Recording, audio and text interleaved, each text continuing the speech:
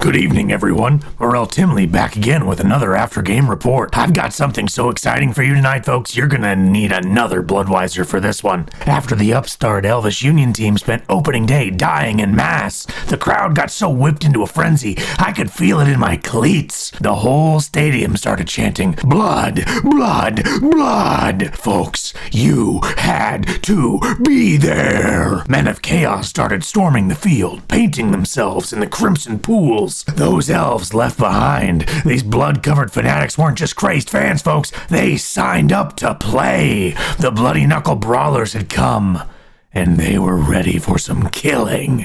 Coming off of an opening day win, the Brawling Barons took the pitch, looking to put those foaming mouth bastards in check. And folks, they really had me convinced in the first half. The Barons always bring a crowd with 9,000 people in the stadium. I had to crank my megaphone all the way up just to get a word in. Not that there was much to say for the Bloody Knuckles when it came to playing ball. But folks, they came to fight.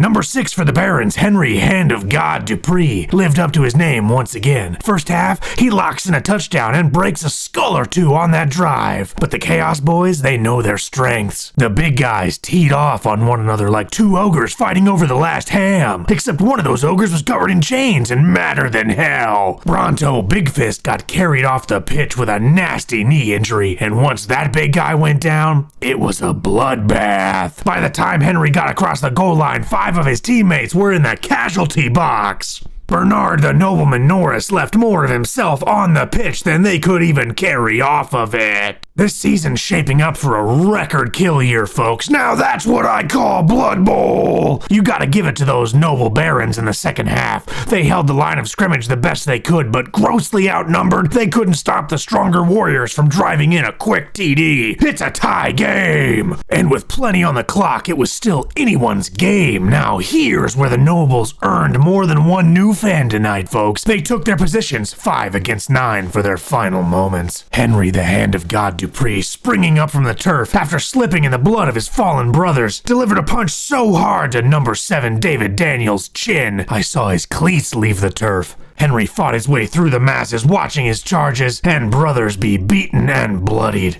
But still he pressed on. The bloody knuckle runners had an open lane. Only 2 noblemen were still on their feet. They had a guaranteed touchdown. They just had to pick up the ball. And Nuffle smiled on Henry once more. Now, I don't know if Chaos Warriors can even feel fear, but they felt something when they saw Henry closing the distance. They scrambled for the ball just feet from the goal line, and they fumbled! That's the game, folks!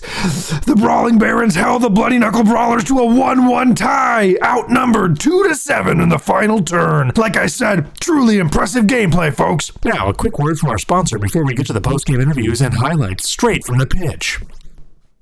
Today's broadcast has been brought to you by Dupree's Cheese. With the finest goatmen herds in Westland region, Dupree's Cheese is sure to be a hit at your next Blood Bowl gathering. It tastes like hair and wine to me, but I'm no human noble, folks, and they must know what they're talking about with good stock like the Duprees. Now some words from the Bloody Knuckle Brawlers, Mr. Daniel Devil Adams. What do you think of your performance today? Were you worried Henry Dupree was going to be a problem on the pitch? I've got quite the devil's luck, they say. I'm hoping in the future Mr. Hand of God ends up like his buddy Bernard. That was just a taste of what happens when you dance with the devil. Chilling words, folks. Keep your eyes on Daniel Devil Adams in the Bloody Knuckles next game. He's gonna be a player to watch this season. That was all for me, Morrel Timmuly, checking out of this after-game report.